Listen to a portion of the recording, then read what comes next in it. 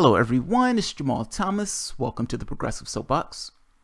So, whatever I want to think about Donald Trump, and clearly I don't particularly like the guy, there was one thing that I agree with him on during the campaign trail, agree with him completely. Putting a bullet in the Trans-Pacific Partnership.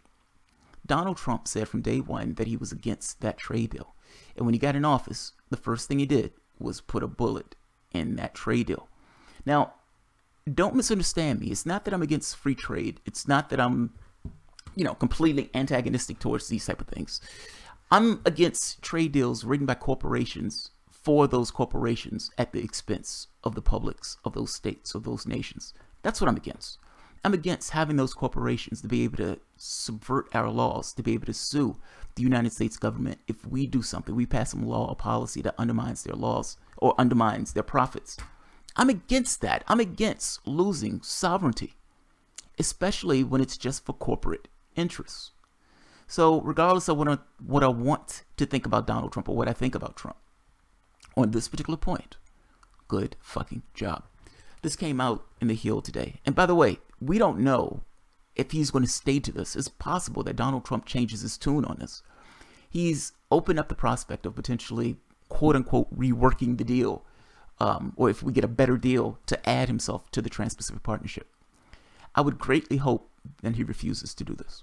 Let's take a look at the thing, because there's something interesting about this that's an awesome bit of propaganda. Pacific Rim nations signed trade deal without the United States. 11 Pacific Rim nations gathered in Chile on Thursday to sign a massive free trade agreement that the United States abandoned more than a year ago. The nations, including Canada, Mexico, signed the renamed Comprehensive and Progressive Trans-Pacific Partnership in Santiago after spending the better part of the year reworking the deal. They've changed the name to Comprehensive and Progressive Trans-Pacific Partnership. They just wanted to add progressive into it. That's all that is. Understand, they just wanted to add that in it to give it an impression. Meaning, for the people who are looking at it, this is like Leave No Child Behind. The way they name these things in these Orwellian terms. That is fucking amazing. I find that to be hilarious. This is not progressive by any real meaning of what that word would mean. It's not at all. That's furthest from the truth. The signing comes the same day the President Trump is set to announce tariffs on imports of steel and aluminum, which are expected to exempt Canada and Mexico, United States partners in North America Free Trade Agreement. The members of the newly signed pact are Australia, Brunei, Canada, Chile, Japan, Malaysia, Mexico, New Zealand, Peru, Singapore, and Vietnam. The 11 nations say they are seeking to add interested nations into the agreement. Shortly after taking office, Trump withdrew the United States from the original Trans-Pacific Partnership, which was first negotiated during the Obama term.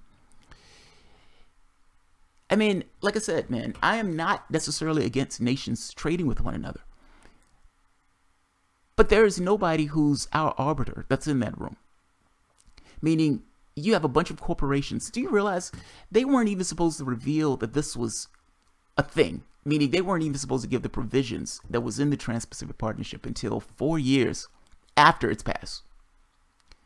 If it's such a good piece of legislation, if this is so progressive, why don't you want to tell people what's in it? In which case, what scenario have you seen a politician do something that they are proud of, that they like, that they want people to know about, and they kept it to themselves? If they kept it to themselves, they kept it to themselves for a reason, because there was something gross and disgusting in that bill. And fact is, it undermines American sovereignty. I would say look up Elizabeth Warren's comments on this.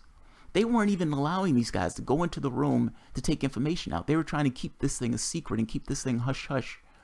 If it wasn't for WikiLeaks, we would not know what was in this bill.